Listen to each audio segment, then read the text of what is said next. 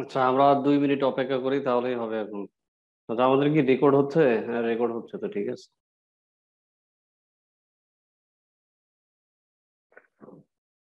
আজকে আমরা file operation দেখবো।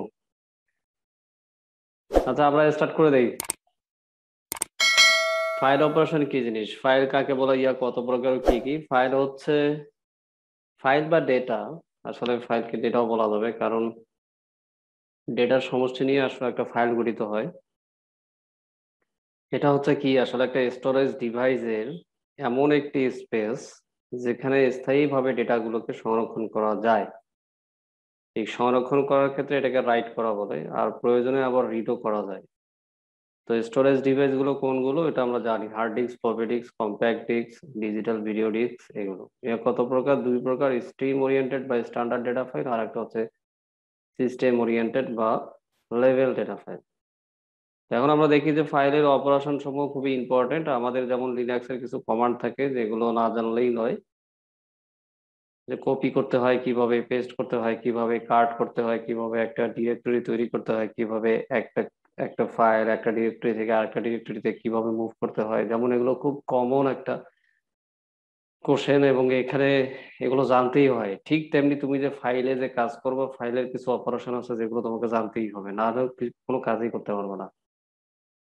তো ফাইল অপারেশনের মধ্যে কি কি আছে এটা একটু পড়ি, দেখি আমরা। ফাইলটা খোলা, বন্ধ করা, ফাইলের মধ্যে কিছু লেখা, ফাইল থেকে কিছু পড়া, এই ধরনের কাজগুলোকে আমরা ফাইলের অপারেশন বলতেছি। তো এই অপারেশন গুলো সম্পন্ন করার জন্য আমাদেরকে অবশ্যই লাইব্রেরি ফাংশন ইউজ করতে হবে। কোন ধরনের লাইব্রেরি ফাংশন? ফাইলের লাইব্রেরি ফাংশন গুলো আমাদেরকে ব্যবহার করতে হবে। তো তার মধ্যে আমরা একটু লাইব্রেরি ফাংশন গুলো একটু দেখি। অনেক সময় লাইব্রেরি ফাংশন গুলো দিয়ে বলে যে এটার কাজ কি, এটা বলে, কিন্তু তো আমরা মুখস্থ করব না, আমরা একটু বুঝে বুঝে পড়ার চেষ্টা করব। আর সবগুলো আসে না, কিছু আসে, এই পরবর্তীতে দেখাবো এখন। এটা মনে রাখলেই হয়। ফাইল ওপেন, ফাইলটাকে তুমি ওপেন করবা, অর্থাৎ নতুন কোনো ফাইল তৈরি করা বা তৈরিকৃত ফাইলকে ওপেন করা। ফাইলটাকে তুমি ক্লোজ করে দিলা। গেট সি ফাংশন, ফাইল হতে একটা ক্যারেক্টার পড়ে, এটা কিন্তু ফাইল ফাইল হতে কিন্তু ক্যারেক্টার পড়ে, অর্থাৎ রিড রিড করা বোঝাচ্ছে। আর পুট মানে রাখা, পুট ক্যারেক্টার, তাহলে কোথায় রাখতেছে? ফাইলের ভিতরে রাখতেছে। এফ, প্রিন্ট এফ, আমরা কিন্তু প্রিন্ট এফ দেখে আসছিলাম। প্রিন্ট এফ মানে হচ্ছে আউটপুটে দেখানো, যেমন এইটার এই ডিরেক্টরি জন্য আমার রাগ উঠে। আমি বলে আসছিলাম না যে প্রিন্ট এফ মানে হচ্ছে আউটপুটে দেখানো। তো কে আউটপুটে দেখাবে? আমরা আউটপুটে দেখতে পাবো নিঃসন্দেহে, কিন্তু কেউ না কেউ তো সেটা লিখে দিবে। রাইট করে printf। কেউ যদি লিখে না দেয় তাহলে কি আমরা সেটা পড়তে পারবো? আর আমি বলে আসছিলাম না যে প্রিন্ট এফ ফাংশনটা আসলে রাইট ফাংশন। তো ঠিক এখানে এসে কিন্তু বোঝা যায়, দেখো ফাইলে অ্যাক্সেস ডেটা রাইট করে, ফাইলের ভিতরে রাইট করলে তোমরা ফাইলটাকে দেখতে পারবো। আসলে দুই প্রকার আউটপুট থাকে, একটা হচ্ছে ফাইলের ভিতরে রাইট করা, আর একটা হচ্ছে কনসোল পোর্টের ভিতরে আউট করা। তো কনসোল পোর্টটা আমরা অনেক সময় এখানে কালো দেখতে পাই, এটা এটা চেঞ্জ করা যায়, এই কালো ব্ল্যাক স্ক্রিনটা চেঞ্জ করা যায়। এটা ওই বিভিন্ন ধরনের কম্পাইলারের ভিতরে গিয়ে, সেটিং এ গিয়ে তুমি এটা চেঞ্জ করে দিতে পারবা, কিন্তু বিল্ট ইন ভাবে এটা কালো থাকে। তুমি ধূসরও করে নিতে পারো, সাদাও করে নিতে পারো, তখন আবার দেখা যাবে না লেখাগুলো। তো যাই হোক, আমি যেটা বুঝাতে চাচ্ছি যে এই কনসোল পোর্টেও রাইট করে, আবার কোথায় ফাইলের ভিতরেও রাইট করে। তো ফাইলের ভিতরে রাইট করতে গেলে আমাকে দরকার হবে এফ প্রিন্ট এফ। তো এটাকে আসলে রাইট করা বোঝায়, আমি এত যে লেকচার দিলাম এই কেন, এটা আসলে রাইট করা। তো স্ক্যানএফ এর কাজ কি? রিড করা, একই জিনিস কিন্তু। এবার গেট ডাব্লু, গেট থেকে কি দিলাম আমরা? একটা রিড করবে। কি করবে? ক্যারেক্টার রিড করবে, কিন্তু এখানে কি রিড করবে? একটা ইন্টিজার ডেটা ভ্যালু রিড করবে। আর পুটতে কি হবে? জাস্ট রাইট করবে ইন্টিজার ডেটা ভ্যালু। এই রিড, রিড একটা ফাংশন। সরাসরি আমরা বুঝতেছি যে আমরা ইংরেজি শব্দ জানি, রিড মানে পড়া। তো এখানে ঠিক তাই আছে। হ্যাঁ, রিড ফাংশন অনেক কিছু, অনেক ফাংশন আছে, যেমন এফ স্ক্যানএফ, এটা মানেও তো রিড করা। এই রিড মানেও রিড করা, কিন্তু একাধিক ফাংশন দিয়ে রাখছে, যার যেটা সহজ হয় সে সেটা ব্যবহার করে রিড এর কাজ করতে হলে রিড এর কাজ করবে, রাইট এর কাজ করতে হলে রাইট এর কাজ করবে। তো এটা হচ্ছে রিড, এটা হচ্ছে আমাদের রাইট। ফাইলে যদি কোনো ভুল ত্রুটি থাকে, এটা নির্দেশ করার জন্য আমাদের এফ এরর ফাংশন, অর্থাৎ ফাইল এরর ফাংশন, ফাইলের এন্ড অফ ফাইল একটা ফাইলের শেষ বোঝায়। ধরো আমার এই ফাইলটা একটা পেজেই সীমাবদ্ধ, এটাই, এখান থেকে শুরু, এখান থেকে শেষ। তো এই শেষটা বোঝানোর জন্যই আমাদের আসলে দরকার এফ এন্ড অফ ফাইল।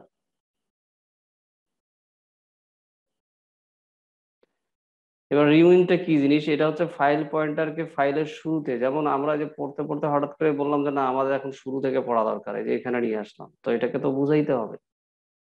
আমরা এখন লিখছিলাম হচ্ছে ধরো এইটুকু পর্যন্ত লিখছি, লেখার পর এখন চিন্তা করলাম না আমি আবার শুরু থেকে আসি, এখানে আসলাম।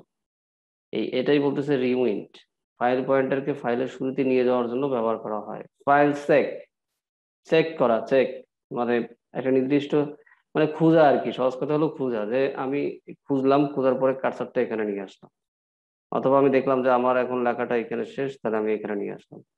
এটা এখানে বলতেছে যে ফাইল পয়েন্টারকে ফাইলের নির্দিষ্ট স্থানে নিয়ে যাওয়া হয়। এই আমাদের এই ফাইল, আমি এখানে কি ফাইল দিছি, C++ latest dot PDF file. এই পিডিএফ ফাইলের মনে করো যে এই একটা পেজেই আছে, এখানে ধরো এখানে কতগুলো পেজ আছে, 141টা পেজ। তো মনে করো 141 পেজ না, এটা একটাই পেজ, ওই একটা পেজ নিয়ে একটা ফাইল।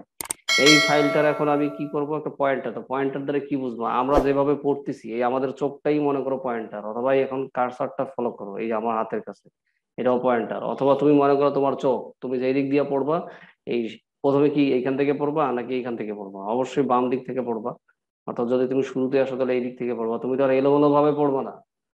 তো এটাই বলতেছে এই পয়েন্টারটা যেখান থেকে শুরু করো না কেন, সেই পয়েন্টারটা কোথায় আসবে, এখানে একটা নির্দিষ্ট স্তরে নিয়ে যেতে হবে। হয় আমি এখান থেকে পড়বো, তাহলে আমার চোখটা কোথায় আসছে, এখন বর্তমানে এখানে আসছে। কারণ এটাই পয়েন্টার আসলে ফাইলের সাথে। ফাইল টেল অর্থাৎ ফাইলের বর্তমান অবস্থা বোঝার জন্য এটা ব্যবহার করা হয়। এই হলো মোটামুটি আমাদের বিল্ট ইন ফাংশন। এখন আমরা দেখবো ফাইল খোলার মোড। তুমি যে ফাইলটাকে খুলে ফাইলের ভিতরে রাইট করবা, রিড করবা, পয়েন্টারকে নির্দিষ্ট স্থানে নিয়ে যাবা, ফাইলের নির্দিষ্ট স্থান খুঁজে বের করবা, অবশ্যই ফাইলটাকে তোমাকে আগে খুলতে হবে, ওপেন করতে হবে। এখন ওপেন করারও কিছু মোড আছে। ধরো অনেক ফাইল আছে না, যে পেস্ট করা, কপি করা যায় না, রাইট করা যায় না, শুধু রিড করা যায়। আবার কিছু কিছু ফাইল আছে কপি করে পেস্ট করা যায়, আবার ডাউনলোডও করা যায়। তো এইটাই আসলে মোড, ওর অ্যাক্সেসিবিলিটি বলে দেয়। এই অ্যাক্সেসিবিলিটিকেই বলতেছি আসলে মোড। তো এখানে কয় প্রকার মোড আছে আমরা এখানে দেখি, যে ফাইলের মোড হচ্ছে রাইট মোড। রাইট মোডটা কি করে, আসলে নতুন কোনো ফাইলে ডেটা লিখার জন্য, মনে করো একদমই শুরুতে একটা নতুন ফাইল আছে সেটাতে লিখবো, অথবা আগে আমি একটা ফাইল ক্রিয়েট করে রাখছি, ধরো এক্সাম্পল ডট DOCS ডক্স, ধরো একটা ওয়ার্ড ফাইল আমি আগে খুলে রাখছি, সিবি ডট ডক মনে করো। এখন ওইখানে আমি আগে থেকেই খুলে রাখছি, তখন কি হবে, ওটা ওভাররাইট হয়ে যাবে। ওভাররাইট যেমন আমরা একটা ফাইল, নতুন একটা ফাইল খুলে সেভ করি না, যদি আগে ওই নামে থাকে তখন কি বলে যে তুমি কি এটাকে ওভাররাইট করতে চাও। তো ঠিক এইটাই, এই রাইট বলতে কি হবে, আগে কোনো ফাইল থাকলে থাকুক, সেটা কোনো সমস্যা নেই, ওর সব ডাটা ডিলিট হয়ে যাবে, ও নতুন করে আবার তৈরি করবে। রাইট মোড, রাইট মোডটা যত ভালো তত খারাপ কিন্তু। রাইট মোডটা মনে করো তুমি একটা ফাইল তৈরি করে রাখলা, এখন আবার যদি রাইট মোডে দাও ভুলে, তাহলে তোমার আগের যে ডকুমেন্ট গুলো আছে সব নষ্ট হয়ে যাবে, হয় আবার সে নতুন করে রাইট করে দিবে। এরপর রিড মোড কি, যে আগে যে আমরা যে রাইট করলাম, ধরো একটা ফাইল লিখলাম, সিবির ভিতরে একটা ফাইল লিখলাম, লিখার পরে এখন ওটাকে রিড করলাম সিবিতে। অ্যাপেন্ড কি করলাম, যে পুরাতন ডেটা ফাইলের শেষে নতুন ডেটা সংযোজন। এটার একটা এক্সাম্পল দিয়ে আসছিলাম আমি আমার ইউটিউব চ্যানেলে ভিডিওগুলোতে, যে আমরা একটা সিভি তৈরি করলাম, সিভিটা মনে করে যে অর্ধেক লিখে রাখছি, সেভ করলাম, করার পরে চিন্তা করলাম যে না আজকে আমি এখন অফিসে যাই বা অন্য কোথাও বেড়াইতে যাই, এরপরে এসে আমি আবার কাজ করবো সিভিতে। তো এটাই হচ্ছে আসলে আমাদের অ্যাপেন্ড মোড, যে যখন পুরাতন ডেটা ফাইলের শেষে নতুন করে আবার ডেটা সংযোজন করব, তখন সেটাকেই বলতেছি আমরা অ্যাপেন্ড মোড। আর রাইট প্লাস মোড কি, রাইট প্লাস, এটা খেয়াল রাখো, রাইট প্লাস, রাইট তো হবেই, সাথে আরো কিছু হবে। দেখি এটা কি বলতেছে। নতুন ডেটা ফাইল আপডেট করা যাবে, মানে লিখন করা যাবে এবং পঠনও করা যাবে, তবে একই নামে পুরাতন ফাইল থাকলে এই ফাইলে ওভাররাইট হয়ে যাবে। রাইট কি করলাম, ধরো আমি একটা সিভি তৈরি করলাম, ওই যে সিভির একটা ফাইল রাখলাম, এখন যদি রাইট প্লাস দেই, একটা সিভিতে ধরো তুমি যতগুলো ইনফরমেশন আসার দরকার অর্ধেক লিখে রাখছো, এখন তুমি চিন্তা করলো পরের বার আসে আমি আরো কিছু অ্যাড করবো, কিন্তু ওটা না করে ভুলে রাইট প্লাস মোডে লিখছো, তখন কি হবে, যে লেখাটা লিখছো সেটা আগের ফাইলের সাথে একদম পুরোটাই ওভাররাইট হবে। হ্যাঁ, তুমি এটাকে রিডও করতে পারবা, বাড়তি একটা সুবিধা দিছে প্লাস দিয়ে। আর রিড প্লাসের ক্ষেত্রে কি করে, রিড প্লাস এই রিডের মতোই কাজ করবে, কিন্তু এইখানে লিখাও যাবে। আর অ্যাপেন্ড প্লাসটা কি জিনিস, অ্যাপেন্ড প্লাসটা ঠিক একই রকমই, অ্যাপেন্ড যে কাজটা করবে এখানে শুধু কিসের কাজ দিবে, এখানে একটু বাড়তি কিছু দিবে। দেখো, পুরাতন ডেটা ফাইলের শেষে নতুন ডেটা সংযোজন করা যায়, এটা আমরা জানি অ্যাপেন্ডের জন্য, এই অ্যাপেন্ড। এরপরে কি দিতেছে, তবে একই নামে পুরাতন কোনো ফাইল থাকলে নতুন ফাইল ওপেন হয়। ভালো করে খেয়াল করে, তবে একই নামে পুরাতন কোনো ফাইল থাকলে নতুন ফাইল ওপেন হয়, মানে ও আর ওই আগের ফাইলে কাজ করবে না, ও কি হবে, একটা নতুন ফাইলে তৈরি হবে। এটা হচ্ছে অ্যাপেন্ড প্লাস। আর এখানে একটা কোশ্চেন আসে যে ফাইলকে আমরা ওপেন ওপেন না করলে তো কোনো কাজই করতে পারবো না, এটা স্বাভাবিক, কিন্তু ফাইলকে কেন ক্লোজ করব, কেন ফাইলকে আমাদের কেন ক্লোজ করা দরকার হয়? ফাইল ক্লোজ করা হয়, দুটো সুবিধা পাই আমরা ফাইল ক্লোজ করলে। ফাইলে কিছু লিখলে তা বাফার মেমোরিতে জমা হয়, এটা অবশ্যই। বাফারটা হতে পারে, ধরো আমাদের এখানে আমরা যদি মেমোরির কথা চিন্তা করি, র্যামের কথা চিন্তা করতে পারি, তো এখন বাফার আসলে মেমোরিটা কি, কিছু সময়ের জন্য ধরে রাখে, তো এই তো সামান্য কিছু সময়ের জন্য। তো এখন সে কি করতেছে, এই আমরা যে ফাইলে যে লেখাটা লিখতেছি এটা বাফার গুলিতে জমা হয়, এবং ফাইল ক্লোজ বা বন্ধ না করলে এই ডেটা সমূহ সেইভাবে ডিস্কে সংরক্ষণ হয় না।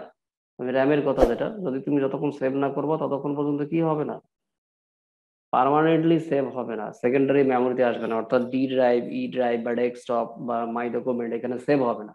লেখাটা কোথায় থাকবে, র্যামের ভিতরে থাকবে। ঠিক এই কথাটাই এখানে বলছে, যে আমরা যদি এটাকে ক্লোজ না করি তো ডাটাটা কি হবে না, স্থায়ীভাবে সংরক্ষণ হবে না। এবং এই ফাইল ক্লোজ করা হয় যাতে ডেটা সমূহ ডিস্কে জমা হয়। ডিস্ক গুলো কি, আসলে হার্ড ডিস্কের ভিতরে তো ডিস্কেই থাকে, আমরা তো আসলে দেখি না। হার্ড ডিস্ক যখন দেখবো যে খুলবা, তখন দেখবো যে অনেক ডিস্ক আছে ওখানে। তো ওই ডিস্ক গুলো মূলত আমরা এখানে ড্রাইভ আকারে দেখতে পাই, হয়তোবা 4টা ডিস্ক নিয়ে 6টা ড্রাইভ হচ্ছে, বা 3টা ডিস্ক নিয়ে 4টা ড্রাইভ হচ্ছে, এরকম কিছু। তো এটাই বলতেছে এখানে, যদি আমরা এটাকে ক্লোজ না করি তখন এটা কি সংরক্ষণ হয় না, যদি আমরা ক্লোজ করি তাহলে থাকবে। এখানে কি বলছে, যে এই জন্য ক্লোজ করা হয় যাতে ডেটা সমূহ ডিস্কে জমা হয়। ফাইল ক্লোজ না করলে ডেটা পরবর্তীতে আর পাওয়া যায় না, যেমন কারেন্ট চলে গেলে র্যামের ভিতরে ডাটাগুলো থাকে না, ঠিক তেমনি এটা। আর এটা ক্লোজ করলে কি হবে, প্রোগ্রামের রিডএবিলিটি বৃদ্ধি পায়, মানে প্রোগ্রামের রিডএবিলিটি, একটা ক্ষমতা আছে রিড করার, যে ক্ষমতাটা এটা আমাদের বৃদ্ধি পাবে। এই হলো মোটামুটি আমাদের ফাইল কি জিনিস। ফাইলের খুব বেশি আসে না, ফাইলের একটু প্রোগ্রাম আসতে পারে, কিন্তু অনেকেই জানে না, খুব ভয় পেয়ে যায়। তোমরা দেখবে যে খুব সহজে ফাইলের প্রোগ্রাম গুলো করা যায়, সবার থেকে আলাদা হয়ে যাওয়া। ডুয়েটের ছেলেপেলেরাও এটা পাবে না, সবাই পাবে না, এটা নিয়ে ভয় পাবে না যে ওরা তো পাবে আমরা তাহলে পাবো না, না এরকম না, তোমরা ইকুয়াল হয়ে যাইতেছো। আর একটা কথা তোমাদেরকে বলি, যে তোমরা আসলে অনেকেই তোমরা হয়তো বা বলো নাই, অনেকেই বলছে যে এই টপিক গুলো তো আসলে বিএসসি ইঞ্জিনিয়ারদের জন্য। তা আমি এখন পর্যন্ত যে টপিক গুলো বুঝাইছি এটা কি খুবই কঠিন? খুবই কিন্তু এখনো না এখনো কিন্তু না খুবই স্যার। কঠিন আসে নাই, তাহলে না তোমরা স্যার, কেন এগুলো তো এগুলো ছাড়ে দাও? সহজ এগুলো একদম স্যার। এগুলো তো ছাড়লে তো তোমরা পাবাই না, কারণ ওরা তো একদম ফুল জানে তা কিন্তু না। ডুয়েটের ছেলেরা, এই যে ফাইলের অপারেশন, আমরা যখন প্রোগ্রামিং করছি ফাইলের অপারেশন মাত্র 10 থেকে 12 জন মিলাইতে পারছি। সবাই কি আমরা ফাইলের প্রোগ্রাম মিলাইতে পারছি? সবাই কি আমরা স্ট্রিং এর প্রোগ্রাম মিলাইতে পারছি? ওরা ডুয়েটে পড়ার জন্য কি সবাই পারবে নাকি, এমন কোনো কথা আছে নাকি? আমরা পড়ে আসছি, আমরা জানি। আমরা আমাদের ল্যাবে আমাদের দুইটা ব্যাচ ছিল, একটা ফার্স্ট ব্যাচ, সেকেন্ড ব্যাচ। আমি ছিলাম 32 থেকে সেকেন্ড ব্যাচে। তা আমি ইনশাল্লাহ খুব ফাস্ট মিলাইতে পারতাম না, কিন্তু আমি মিলাই দিয়ে আসতে পারতাম। কিন্তু আরো কিছু ভালো স্টুডেন্ট ছিল যারা খুব দ্রুত মিলাই দিত, মানে 1.5 ঘন্টা, প্রায় 1.25 ঘন্টার ল্যাব হইতো, কিন্তু স্যাররা একটু লেকচার দিত, পরে 1.5 ঘন্টা হাতে সময় দিত। তা আমি ম্যাক্সিমাম সময় 1 ঘন্টার পরে গিয়ে মিলাই দিতে পারতাম। আর না পারলেও ওটা যদি কোনো কারণে মিস হইতো কোনো ল্যাব, তখন আমি এসে বাসায় এগুলো প্র্যাকটিস করতাম, মানে যেভাবে হোক মিলাইতাম। তো কিন্তু অন্যান্য স্টুডেন্টরা তো এটা করতো না। আমরা হাতে গোনা মাত্র 20 জন খুব ভালো, মানে খুব, আমি আমি তো আমার কথা বলবো না আমি, কিন্তু আমরা মানে 20 জন প্রোগ্রামিং পারতাম। আর প্রোগ্রামিং যে পারবে সে সব পারবে, দেখিও আমি তোমাদেরকে বুঝাই ছাড়ি দেবো, যে যে প্রোগ্রামিং পারবে সে সবই পারবে। আর সবচেয়ে কঠিনই হলো প্রোগ্রামিং। ডেটাবেস খুবই সহজ, নেটওয়ার্কিং এটা আরো সহজ। ডেটা স্ট্রাকচার কঠিন লাগবে, কিন্তু যখনই তুমি প্রোগ্রামিং শেষ করবা দেখবো ডেটা স্ট্রাকচার কিছুই মনে হবে না। হ্যাঁ, তার মানে এরকম না যে তুমি 100% ডেটা স্ট্রাকচার কিছুই মনে হয় না, এরকম হবে না। অবশ্যই তোমরা যেহেতু বিএসসি কমপ্লিট করো নাই, একটু কঠিন হবে, একটু হবে, এটা আমি মানতেছি, কিন্তু তার মানে কিন্তু ওইরকম না সবাই যেটা ভয় পায়, ওইরকম না। আর এগুলো যদি তুমি না শিখো তাহলে তুমি ওদের সাথে পারবে না, টিকে থাকতে পারবে না। তুমি ফাইলের অপারেশন তুমি দিয়েই আসলে না, কিন্তু ও কিছু না কিছু দিয়ে আসবে, ও তোমার থেকে 2 মার্ক বেশি পাবে, আর 2 মার্ক বেশি পালেই তো তুমি ওর পিছিয়ে চলে যাবে। সেই জন্য একটু খেয়াল করো। দেখি এখন আমরা ছোটখাটো যে প্রোগ্রাম গুলো করে আসছি, ঠিক এইগুলোই আমি দেখাবো যে ফাইলে কিভাবে এখানে রাইট করতে হয়, রিড করতে হয়। প্রোগ্রামে তো এখনো যাচ্ছি না, আর একটা ক্লাসের পর ইনশাল্লাহ প্রোগ্রামে যাবো, স্ট্রিংটা দেখাই দিয়ে যাচ্ছি। তো এখানে দেখো যে তোমরা এটা স্যার। পারবা। হ্যাঁ বলো, হ্যালো বলো স্যার। শুনতেছি। স্যার ওই শর্টকাট শর্টকাট গুলো স্যার যাবেন স্যার উপরে। শর্টকাট না, আরো আরো উপরে যাবো। আরেকটা স্যার। হ্যাঁ স্যার এইখানে sir. Sir right plus mode sir এই স্যার, নিচে স্যার এই যে ফাইল খোলা মোড সময় স্যার। হ্যাঁ, এই তো রাইট প্লাস মোডে আসছি তো। আর কি নিচে স্যার? আরো নিচে। হ্যাঁ স্যার রাইট। হ্যাঁ স্যার এটাই স্যার। হ্যাঁ স্যার এই যে রাইট প্লাস মোড স্যার, এখানে যে যে স্যার লাস্টে যে লেখা আছে স্যার, তবে এই নামে পুরাতন ফাইল থাকলে তা ওভাররাইট হবে স্যার। হ্যাঁ, স্যার এটা কি ফাইলের নামটা ওভাররাইট হবে নাকি ফাইলের ভিতরে যে কন্টেন্ট গুলো আছে ওগুলো সব সব ওভাররাইট হবে সব স্যার? সব কন্টেন্ট যা আছে সেটা। তুমি মনে করো সিবি নামে ফাইল একটা খুলে রাখছো, এখন আবার যদি সেভ করো সিবি নামে, তখন কি বলবে তোমাকে? এখানে ওয়ার্ডের কথা চিন্তা করো, ওয়ার্ডের কথা কি বলবে যে তখন তুমি স্যার এই ফাইলটা কি ওভাররাইট করতে চাও? বলো স্যার। তখন কিন্তু যদি আমি ওভাররাইট করি, তখন কি আগের কন্টেন্ট গুলো থাকে? স্যার আগের কন্টেন্ট গুলো স্যার থাকে, প্লাস স্যার নতুন যেগুলো অ্যাড করি ওগুলো স্যার অ্যাড হয় স্যার। আসলে ব্যাপারটা কিন্তু ওইরকম না। তুমি হয়তো বা ওইভাবে চিন্তা করতেছো, কিন্তু ওইরকম না। ধরো আমার এই যে এই ফাইলটা, এই একটা পেজ একটা ফাইল তৈরি করলাম, এখন এখানে এটাকে আমি নামকরণ করলাম সিভি। এখন পরের বার এখানে আমি ইত্যাদির ভিতরে এইটুকু কেটে দিলাম, দেওয়ার পর যদি আমি সেভ করি সিভি নামে, তখন সে আমাকে কি বলবে আসলে? বলবে না যে এখানে অলরেডি এই নামে একটা ফাইল আছে, তুমি কি এটার উপরে কি আবার ওভাররাইট করতে চাও? তো দেখো ওই আগের ফাইলটাতে কিন্তু দাড়ি ছিল, এখন কি হবে? এখন কিন্তু সবগুলোই থাকবে, কারণ এখানে তো আমি এগুলো তো রেখেই দিছি। আমি জাস্ট শুধু এইখানে একটু চেঞ্জ করছি, তখন কিন্তু জাস্ট শুধু আমার এই লাইনটা আর থাকবে না। কিন্তু আমার কাছে মনে হতে পারে যে আমি তো এটা পুরোটাই রেখে দিছি, সেইটাই। রাইট। নাকি তোমাদের কাছে কনফিউশন আসতেছে? একটু দেখে একটু না স্যার এখন। দেখিও যে আসলে এটা আমরা বলি কি, যখন আমরা মনে করে একটু এডিট করলাম, আগের একটা ফাইল একটু এডিট করলাম, করার পরে আসলে কি হয়? আবার কি নতুন কোনো নাম দেই ওই ফাইলটাতে? ওই ফাইলটাতে দেই না না। স্যার খুব প্রয়োজন পড়লে দিই না স্যার। হ্যাঁ, মনে করো ওটার উপরেই আমরা ওভাররাইট করি আগের ফাইলটা, যদি কিন্তু ওটা কিন্তু চলে যায়, কিন্তু আমরা কিন্তু বুঝতে পাই না। আমরা মনে করি যে আগের ফাইলটাই আছে, ওটা তখন থাকলো না আর। তুমি একটা কপি করবা, কপি করে রেখে দিয়ে তারপর ওটার উপর ওভাররাইট করবা, দেখবা যে কি হয়। সামান্য একটু চেঞ্জ করছো বা কোনো কিছু ফেলে দিছো, একবার শুধু আপডেটটা জমে গেছে। তো এখানে আমি আরেকবার তাহলে ডিক্লেয়ার করি, আরেকবার একটু বুঝাই দিই যে যদি একই নামে থাকে, তাহলে পুরাতন কোনো ফাইল যদি থেকে থাকে, তাহলে তার উপরে ওভাররাইট হবে। ওভাররাইট মানে আমরা সহজভাবে এখানে বুঝে আসলাম না, যে এই যদি পরবর্তী। এর ভিতরে যদি 10 থাকে, এখন আমরা এর ভ্যালু পাইলাম হচ্ছে 11, তখন কি হবে? এটা আর থাকবে না, না থেকে না না। 11 স্যার হবে। 11 এই ব্যাপারটা হলো ওইটাই।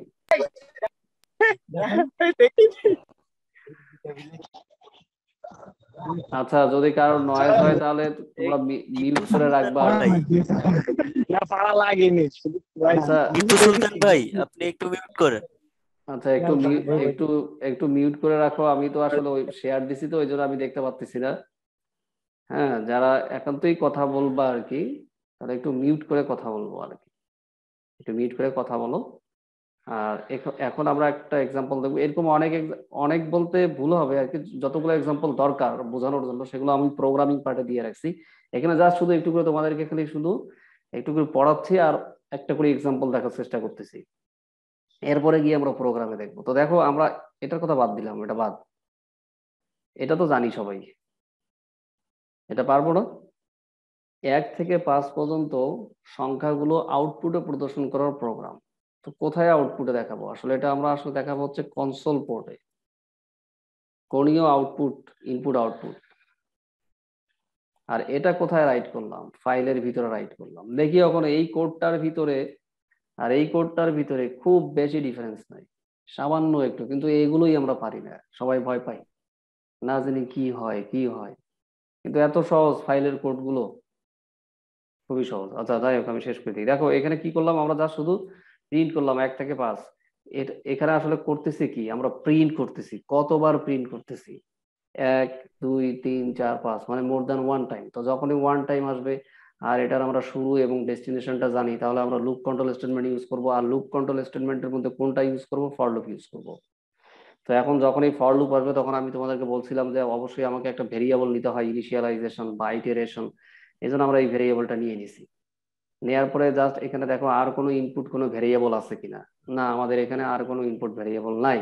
শুধু কি করতে হবে, আউটপুটে দেখাইতে হবে। তখন আমরা কি করলাম, একটা ফর লুপ দিয়ে, যদিও এই ব্র্যাকেটটা লাগে না, কিন্তু কালকে বলে আসছিলাম এই ব্র্যাকেটটা লাগে না, কারণ যেহেতু ফর লুপের অধীনে মাত্র একটা লাইনে এক্সিকিউট হচ্ছে, মানে কাজের কাজ, যে কাজটা করবে সেটা হচ্ছে শুধুমাত্র 7 নম্বর লাইন, কিন্তু 6 আর 8 দিয়ে শুরু আর শেষ বুঝাচ্ছে, এছাড়া তো আর কিছুই বুঝায় না।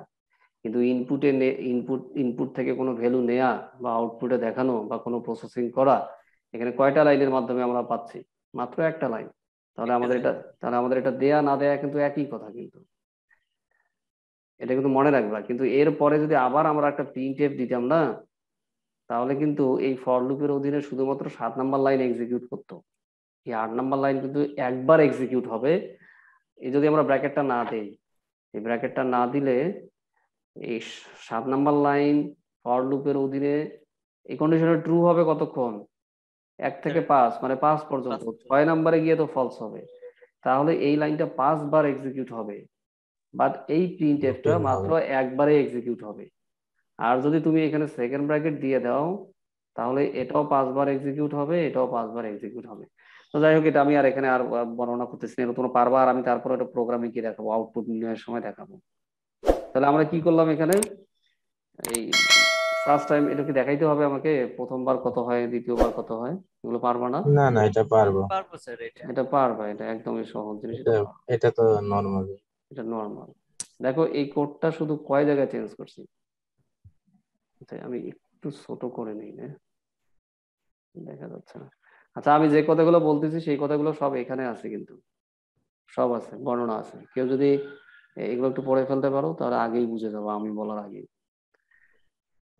অবশ্যই ফাইলের একটা পয়েন্টার থাকে, যদিও পয়েন্টার তো আমি পড়াই নাই, একটু আইডিয়া নাও। পয়েন্টার হচ্ছে পয়েন্ট করবে, এই যে আমাদের এই ফাইলটা আছে, স্বাভাবিক দৃষ্টিতে তাকাবা আসলে, যে আমরা আসলে কি করি পড়াশোনার সময়, কোনো একটা পেজ পড়ার সময় কোন দিকে তাকাই, শেষের দিকে তাকাই, মধ্যখানে তাকাই, শুরুতে তাকাই। তো শুরুতে তাকাইলে কোন দিকে তাকাই, একদম টপে এবং লেফটে। এই টপ অ্যান্ড লেফট এইদিকে কিন্তু তাকাই না, কারণ আমরা কিন্তু পড়ি হচ্ছে এই দিক দিয়ে। হ্যাঁ, কোরআন শরীফ হয়তো বা এই দিক দিয়ে পড়ি, কিন্তু অন্যান্য ল্যাঙ্গুয়েজের যত সেন্টেন্স আছে বা বা টপিক আছে, সব কিন্তু আমরা এই টপ লেফট থেকে তাকাই। তো অবশ্যই কি করি আমরা, আমাদের আসলে কনসেন্ট্রেশনটাকে একটা পয়েন্টে নিয়ে আসি। তো ঠিক তাই ফাইলেও তো তাই করতে হবে, ফাইল না করলে বুঝবে।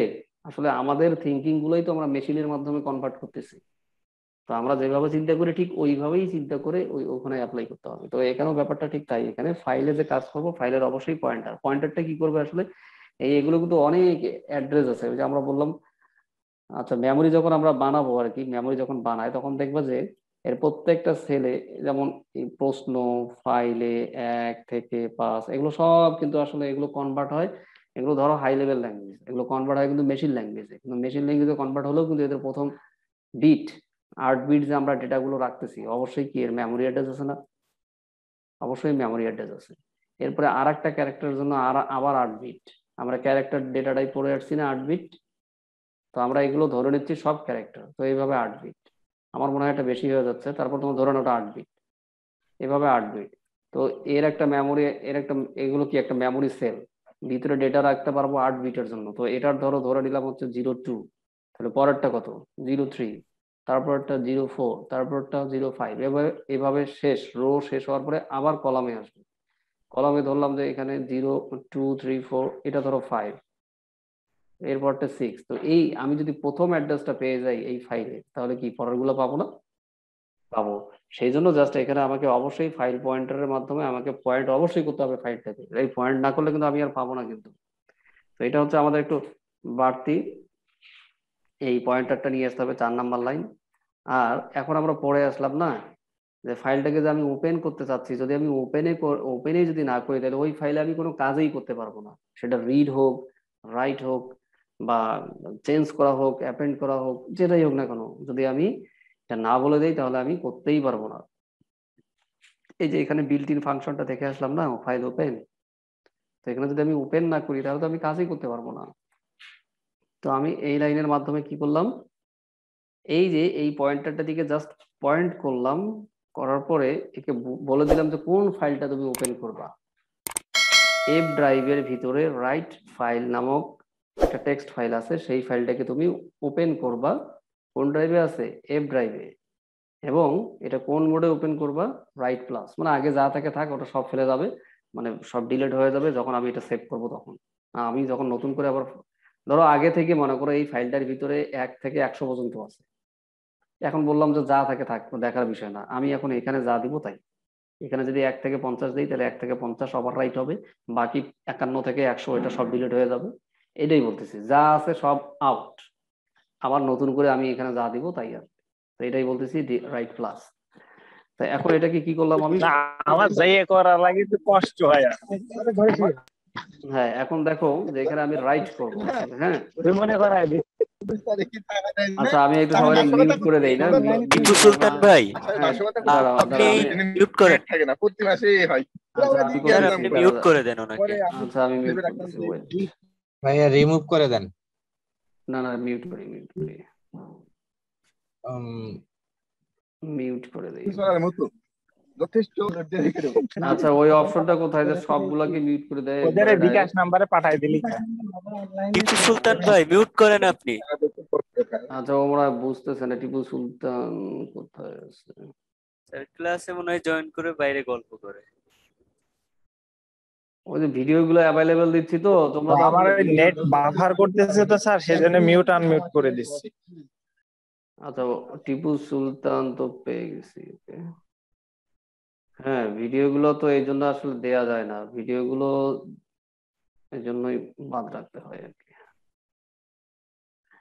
আচ্ছা তাহলে এখন আমরা এখানে মাত্র 3টা লাইন বেশি দিচ্ছি, আমি আর এত বেশি বিস্তারিত বললে আবার ইয়ে লাগে আর কি, বোরিং লাগে। যাই হোক আমি 3টা লাইন শুধু দেখাই তোমাদের, কোন লাইন কি কাজ করতেছে শুধু এটুকু বলে দিই তাহলেই হবে। এখন এটা আমরা কি করলাম, জাস্ট ফাইলের একটা পয়েন্টার ডিনোট করলাম, আর এখানে আমরা কি করলাম, ফাইল ওপেনের মাধ্যমে ফাইলটাকে ওপেন করলাম, কোথায় আছে এবং কোন মোডে আছে। আর ওই জাস্ট ওর লোকেশনটাকে আমরা এই পয়েন্ট দ্বারা কি করলাম, অ্যাসাইন করে দিলাম। করার পরে দেখো এই এফটা বাদ আপাতত। আমরা প্রিন্ট এফ এর সিনট্যাক্স কি জানি, প্রিন্ট এফ এর সিনট্যাক্স জানি যে ডাবল কোটেশনের পরে ভেরিয়েবলও থাকতে পারে, কোনো মেসেজও থাকতে পারে। তো এখানে দেখো এটার মধ্যে এটা কি পার্থক্য আছে, শুধু আমরা এফ প্রিন্ট এফ দেখে আসলাম না। এফ প্রিন্ট এফ মানে কি, এফ প্রিন্ট এফ মানে হচ্ছে এই ডেটা সেটকে রাইট করবে কোথায়, ফাইলের ভিতরে। তো এখানেও সে ফাইলের ভিতরে রাইট করবে, একই এই কাকে রাইট করবে, আই নামক এই ভেরিয়েবলের ভ্যালুটাকে, কিন্তু কোন জায়গায় রাইট করবে, তখন তোমাকে এইটা পুরা অংশটাই এখানে তোমাকে লিখে দিতে হবে, ঠিক কোথায়, যে এইখানে লিখে দিতে হবে। এখন আচ্ছা এই কমাটার এই দিকে আর কি, এই অংশটা পুরোটাই লিখে দিতে হবে। এখন আবার কম্পাইলার ভুল ধরবে যে তুমি কি এটাকে আগে ওপেন করে আসছো, তখন করতে হবে কি, তোমাকে এই অংশটা পুরোটা একসাথে কপি করে নিয়ে আসে যদি তুমি এখানে পেস্ট করো তাহলেও তোমার করতে হবে। কিন্তু এই ঝামেলাটা থেকে পরিহার করার জন্য আমরা কি করি, আসলে এই পয়েন্টারটাকে ভেরিয়েবলের মাধ্যমে এই লোকেশনটাকে আমরা আগে আসলে এটাকে অ্যাসাইন করে নিই, নেওয়ার পরে জাস্ট আগে ওকে বলে দেই যে হ্যাঁ তুমি তো প্রিন্ট করবাই, তো প্রিন্ট কাকে করবা, এই আই কে প্রিন্ট করবা, মানে একটা ভেরিয়েবলের ভ্যালুকে তুমি রাইট করবা আর কি। প্রিন্ট করা মানে কি, রাইট করা, কিন্তু এটা কিন্তু আমি বেশ কয়েকবার বললাম, কিন্তু 10 থেকে 10 বারের বেশি বললাম আর কি। দেখো এ কিন্তু প্রিন্ট করছে মানে রাইট করছে, কোথায় প্রিন্ট করছে বা কোথায় রাইট করলো, আউটপুটে। আউটপুটে রাইট করার কারণে তো আমরা দেখতে পাইছি। ঠিক এখানেও তাই, ওকে আমরা বলতেছি যে তুমি রাইট করবা কাকে, আই কে, কোথায় রাইট করবা, এই লোকেশনটার ভিতরে যে ফাইলটা আছে সেই ফাইলটা। তো এটাকে আমরা পয়েন্ট করতেছি কি দিয়ে, ফাইল পয়েন্টার, একটা পয়েন্টার ভেরিয়েবল দিয়ে, যার ডেটা টাইপ হবে অবশ্যই ফাইল, এর ডেটা টাইপ কিন্তু হবে ফাইল। তাহলেই দেখবা যে যখন তোমরা কোডটা রান করবা, রান করলে দেখবা যে ঠিক এইখানে যে তুমি নামটা দিছো রাইট, দেখো এখানে ফাইলের নাম রাইট ফাইল ডট টেক্সট এক্সটেনশনটা আসে নাই এখানে, আমি এক্সটেনশনটা হাইড করে রাখছি, তো ওই যে ভিউ ফোল্ডারে গিয়ে হয়তো বা ইয়েতে গিয়ে কন্ট্রোল প্যানেল থেকে করে দিতে হয়, তো আমার এখানে করা নাই, এই জন্য এক্সটেনশনটা এখানে হাইড করা আছে। তো দেখো ওই ফাইলটাকে আমরা রাইট করছি, মানে ওপেন করছি, করার পরে এখানে আমরা এই ভ্যালুটাকে এখানে রাইট করে দিলাম। তো এখানে রাইট করছি হচ্ছে কনসোল পোর্টে, আর এখানে রাইট করছি হচ্ছে ফাইলের ভিতরে। তো আমরা কয়টা এখানে লাইন বেশি লিখছি? 3টা লাইন বেশি লিখছি, আসলে যদিও 2টা, কিন্তু তারপরেও 3টা বলতেছি। যে কি করলাম, অবশ্যই একটা ফাইল পয়েন্টার নিতে হবে, এবং ফাইল পয়েন্টারটাকে তোমাকে অবশ্যই পয়েন্ট করে দিতে হবে কোন ফাইলের ভিতরে তুমি কাজ করতেছো, রিড, রাইট, অ্যাপেন্ড, কি করতেছো কোন ফাইলে, সেই ফাইলটাকে অবশ্যই বলে দিতে হবে। এটা একটা। 2 নম্বর হলো, যদি তুমি প্রিন্টএফ ফাংশন ইউজ করো তখন তোমাকে অবশ্যই এই পয়েন্টারটা বলে দিতে হবে, আর বাকিগুলো দেখো এটার মতো সব ঠিকই আছে। তো এখানে জাস্ট এই কথাটাই বলছি এখানে, আর আমার মনে হয় আর কিছু লাগবে না। তারপরেও তোমরা, আর ভিডিওটা আসলে আমি এখনো এডিট করতে পারি নাই, আজকে সারাক্ষণ অফিস করছি তো, এই জন্য পাই নাই আর কি। তো এরর হ্যান্ডেলের কাজ কি তোমরা দেখে নিবা, ফাইলের কি কি সুবিধা অসুবিধা আছে একটু দেখবা। এন্ড অফ ফাইল এবং এন্ড অফ ফাইল, একটা হচ্ছে ফাইলের এন্ড অফ ফাইল, আর একটা এন্ড অফ ফাইল। এই পার্থক্যটা আসে হয়তো বা কোথায় আসছে এটা আমি এখানে উল্লেখ করি নাই, তোমরা এটা পড়বা অবশ্যই, ছোটখাটোর মধ্যে, বিশেষ করে পিএসসির পরীক্ষাগুলোতে দিয়ে দেয়, এভাবে দিয়ে দেয়। তো তোমরা দেখো এই প্রোগ্রামটা বুঝো না এরকম কেউ আসো? স্যার আমার একটা প্রশ্ন ছিল। 2 নাম্বারটা খুব ক্লিয়ার বোঝা গেছে, কিন্তু 1 নাম্বারটা একটু ঝামেলা আছে এখনো। 1 নাম্বার বলতে এইটা? জি স্যার। আচ্ছা, এটা এখনো ঝামেলা আছে। এখানে আমরা কয়টা লাইন বেশি অ্যাড করছি? এখানে 3টা লাইন অ্যাড, মানে ধরো 3টা লাইনে অ্যাড করছি বেশি।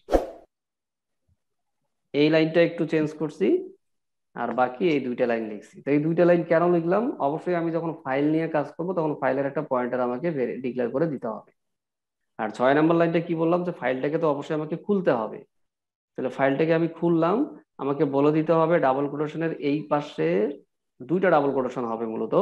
তাহলে কমার বাম পাশে যে ডাবল কোটেশনটা থাকবে সেটাতে থাকবে হচ্ছে ফাইলের নামটা, ফাইলটা কোথায় আছে। যদি তুমি ডেস্কটপে রাখো তাহলে ডেস্কটপের লোকেশনটা দিবা, যদি তুমি এফ ড্রাইভে রাখো তাহলে এফ ড্রাইভের ভিতরের লোকেশনটা দিবা, ডি ড্রাইভে রাখলে ডি ড্রাইভের লোকেশনটা দিবা, এবং ফাইলের নাম দিবা। যেমন আমি এটা রাখছি হচ্ছে এফ ড্রাইভে রাইট ডট টেক্সট, দাঁড়াও দেখি এখানে আসছে কিনা, থাকার কথা তো। ডি ড্রাইভ না, আবার ডি না, F, F drive right right right নামে আছে। ফাইলটা কি ফেলে দিলাম?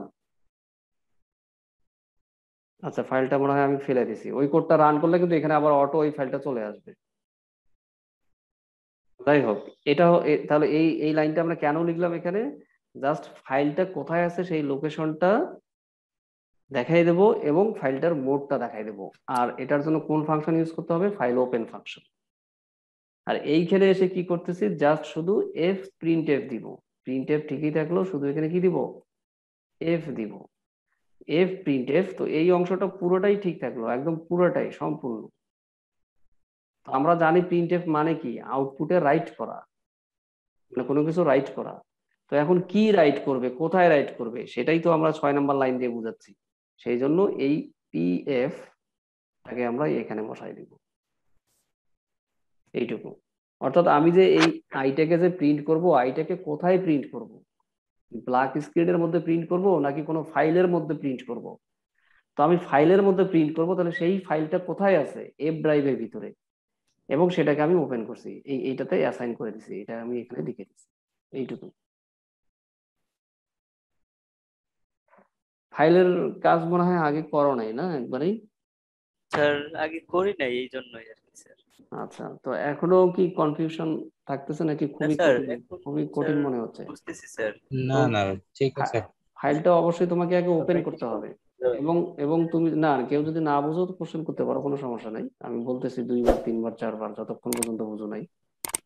তুমি শুধু দেখবা যে এখানে কি নাই আর এখানে কি আছে, কেন আছে, শুধু এই কারণটা জানতে চাবা, তাহলেই হবে। এই লাইনটা কেন দিল, এই লাইনটা কেন দিল, বা এটা কেন চেঞ্জ করলো, এই এই ধরনের একটু কোশ্চেন মনের মধ্যে নিয়ে আসবা, দেখবা যে ইনশাল্লাহ হয়ে গেছে, মানে কিছু একটা বের হয়ে আসবে। স্যার ওই যে স্টার চিহ্নটা দেওয়া হয়, এটা কি পয়েন্টার বোঝানোর জন্য? হ্যাঁ, এটা পয়েন্টার ভেরিয়েবল। পয়েন্টার ভেরিয়েবল হচ্ছে one kind of variable which can contain memory address of another variable. সে আবার আর একটা ভেরিয়েবলের অ্যাড্রেসকে কন্টেন্ট করে। এই পয়েন্টার ভেরিয়েবল, আর কিছুই না। অ্যাড্রেস অফ ভেরিয়েবলকে সে কন্টেন্ট করে, মানে একটা ভেরিয়েবলের অ্যাড্রেসকে ধারণ করে।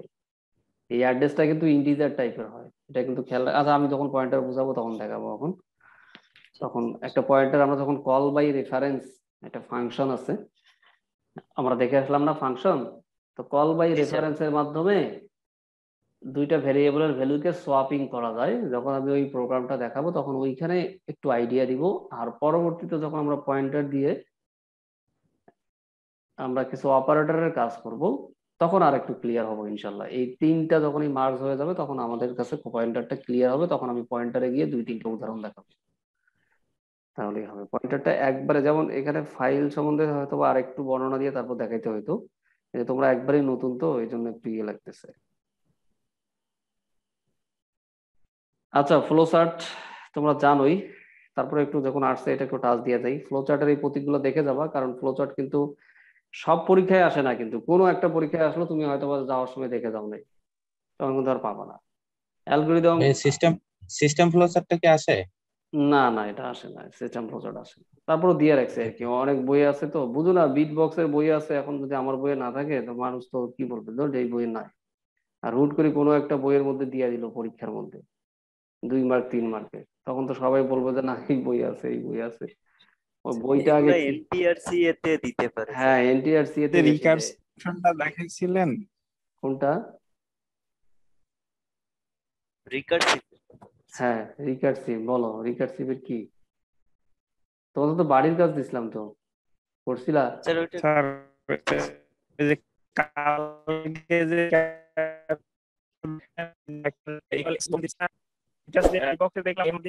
ডাইরেক্ট মনে হয় এন দিয়ে দিছে, তো ওইটার ওইটার মধ্যে পার্থক্য কি স্যার? এটা তো খুঁজে পাই না। কোথায় কোথায় আবার বলো। স্যার ওই যে পাওয়ার, ওই যে 2 টু দি পাওয়ার n, ওই যে যদি n হ্যাঁ এর মান কিউব করা টু হয় সালে, টু স্যার টু দি ওইটার পাওয়ার কথা বলতেছি। এন এই আপনি তো, এই যে কালকে অথবা এক্স ওয়াই এই তো। স্যার এইটার কথা বলতেছি। আর নেট একটু আনস্টেবল তো, এই জন্য একটু কথা ভেঙে ভেঙে আসতেছে। আচ্ছা ঠিক আছে, এটা আমি দেখাই দিব, যাও সমস্যা নেই, এটা আমি দেখাই দিব। তো তোমাদের কাছে এখন যেটা সবচেয়ে ইম্পর্টেন্ট হলো, দেখো যে বিপিএসসি তে দিয়ে রাখছে, এরা এত বদমাশের বদমাশ, সুডো কোড কি জিনিস আমরা পড়ি না, সেই পড়ি কত আগে, কোড করে একটা পার্থক্য দিয়ে রাখছে 7 মার্ক বা 5 মার্ক। এখন যদি না দেখে যাই তাহলে কি 5-এর মধ্যে 5 তোলা যাবে? যাবে না। এই জন্য তোমরা এটা অবশ্যই দেখে যাবো, এগুলো বলতে হবে না, এগুলো পারবা।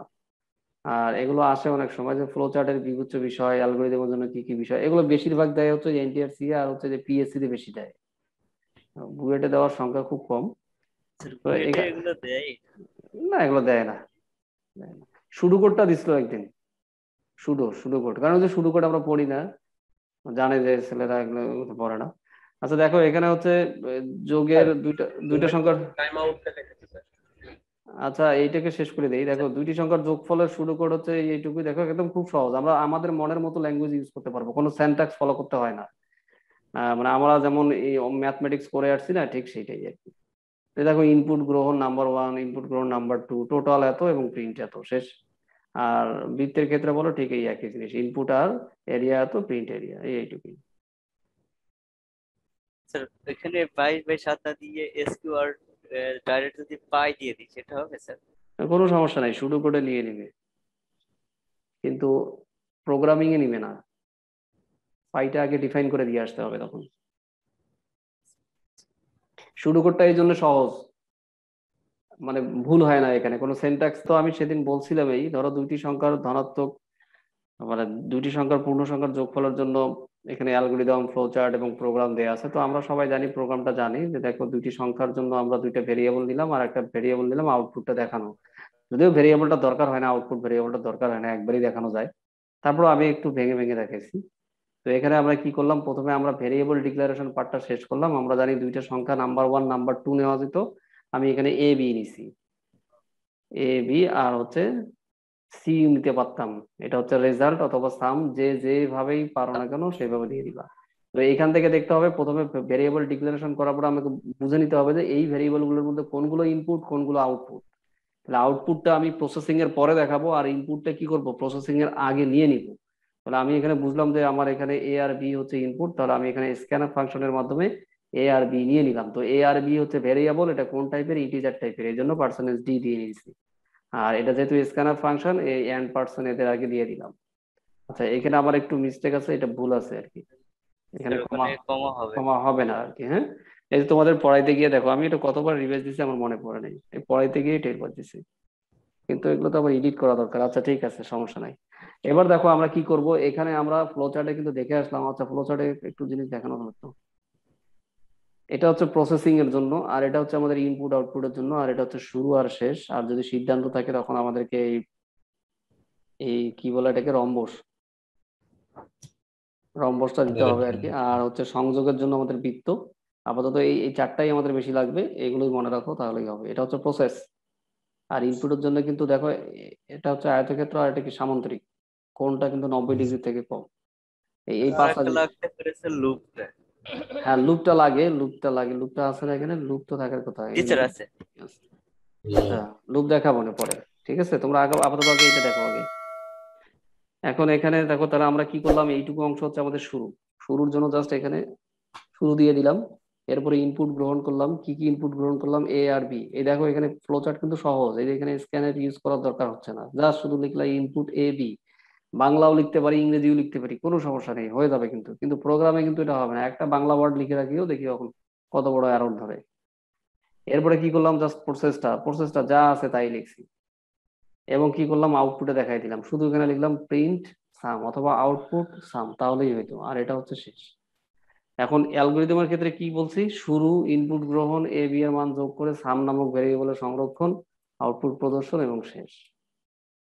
এটা হয়তো বা খুব ছোট প্রোগ্রাম, এই জন্য তোমাদের কাছে মনে হচ্ছে যে এটা তো খুব ইজি। ঠিক আছে, আমরা আস্তে আস্তে দেখি। এটার সাথে এটা কোনো পার্থক্য নাই, শুধু জাস্ট এটুকু জানলেই হয়ে যাবে। তবে তোমরা পরীক্ষায় যাওয়ার আগে অবশ্যই অন্তত দুইটা দেখে যাবা। হ্যাঁ, একটা কঠিনই দেখে যাও, তুমি একটা কঠিনই দেখবা, ধরো দ্বিঘাত সমীকরণটাই দেখে যাবা, বাকি বাকিগুলো পাবা। আচ্ছা, এই যে এখানে কিন্তু খুব ইম্পর্টেন্ট একটা কথা বলছি, আমি আসলে তো আমার বইয়ে তোমাদেরকে প্রোগ্রামার বানাইতে পারবো না, জাস্ট একটু বোঝানোর চেষ্টা করছি। তো যদি কেউ বুঝে বুঝে মাথায় রাখো, তাহলে অনেক দিন লম্বা সময় পর্যন্ত তোমার মাথায় থাকবে এবং ভালো আউটপুট দিতে পারবে আর কি। আচ্ছা, তিনটি সংখ্যার মধ্যে বড় সংখ্যা, এটা দেখে শেষ করে দিই না। এটা তো জাস্ট হচ্ছে শুরু, আর ইনপুট নিয়ে নিলাম। এরপরে দেখো, এটা হচ্ছে আমাদের পুরোটাই প্রসেস, সম্পূর্ণটাই প্রসেসটাকে যদি আরেকটু ভেঙে ভেঙে দেখি, দেখো এখানেও কিন্তু ঠিক প্রসেস, এই তিনটা পার্টি দেখো, এক নাম্বার, আচ্ছা এটা 4 হবে, কত ভুল আছে এখনো। আচ্ছা, এখানে প্রোগ্রামটা আমরা শুরু করলাম, ইনপুট নিলাম। এবার দেখো আমরা প্রসেসটাকে কি করতেছি, প্রথমে if A greater than B, এই প্রথমে লিখলাম এইটুকু অংশ। কন্ডিশনের জন্য আমরা দেখে আসলাম না, কন্ডিশনের জন্য এই এটা ব্যবহার করি আমরা, বরফি বলে না, বরফ, সেটাই আর কি। ইয়েস নো, যদি ইয়েস হয় তখন কি হবে, ইয়েস হলে আবার এই কন্ডিশনটা আসবে এখানে। এই কন্ডিশনটা যদি আবার ইয়েস হয় তখন আউটপুটে দেখাবে, এ কে দেখাবে। তো আউটপুটে দেখানোর জন্য আমাদের কি দরকার, সামুদ্রিক দরকার, এ কে দেখাই দিচ্ছি। এখন যদি এই কন্ডিশনটা ফলস হয়, ফলস হলে কোথায় আসবে, এখানে আসবে। তো আমাদের দেখো এই কন্ডিশনটা নো আসবে কোথায়, এখানে বি। এই বি যদি ইয়েস হয় তাহলে প্রিন্ট করবে হচ্ছে বি, তাহলে ইয়েস কোথায়, এই যে এখানে ইয়েস, তাহলে বি প্রিন্ট হবে। আর যদি নো হয় তাহলে প্রিন্ট হবে সি, এই নো হলো প্রিন্ট হলো সি। আর এই যে এইখানকার অংশটা আমরা দেখাই নাই, এইখানকার অংশটা এখন লাগবে কখন, যখন এটা ট্রু হবে, আবার এটা যখন ফলস হবে।